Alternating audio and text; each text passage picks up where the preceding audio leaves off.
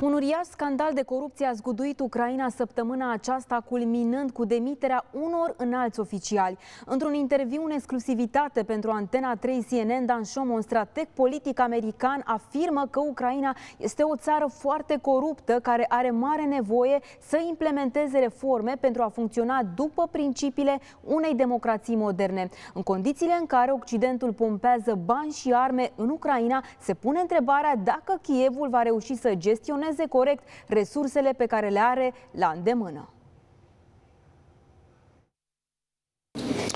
So I think that the war has in a sense been obviously the most important issue for Ukrainians. So corruption has been swept under the rug.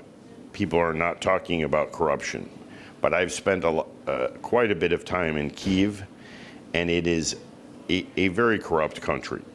It is a country that it doesn't really have a lot of middle-class opportunities.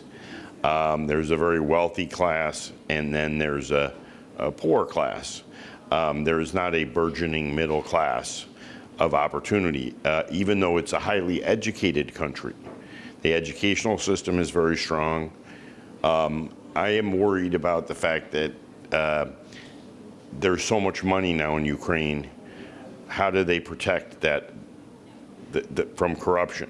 So I think one of the keys is the United States is going to have to work with them on transparency, ethics issues, which is something that Romania has made improvements, but Ukraine has not. People say, oh, well, Ukraine's going to have all the money, but what are you returning to? You may be returning to your homeland, but your town might be completely destroyed. So I think that it will take time. I think that Ukraine can bounce back economically with the support of the United States and European countries, but I believe it'll take longer than a few years. I think it'll take 10, 20 years.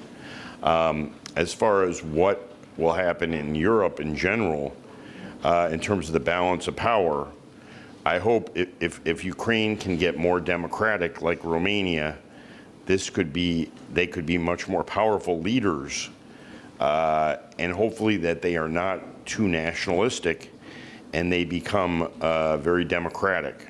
The more nationalistic Eastern Europe becomes, the worse off. Will Ukraine be able to live up to the challenges of the modern and democratic world? Right now, no. I believe that they would have to make a lot of reforms. Will the United States continue to steadily support Ukraine through this process in the future? There are already cracks in the armor. This corruption case is going to be used by the Republicans as part of their argument to eliminate or reduce funding to Ukraine. A couple more months, we're okay. After that, if things do not get resolved, we're going to be in for a tough battle in Washington to make sure that Ukraine stays at the top of the list.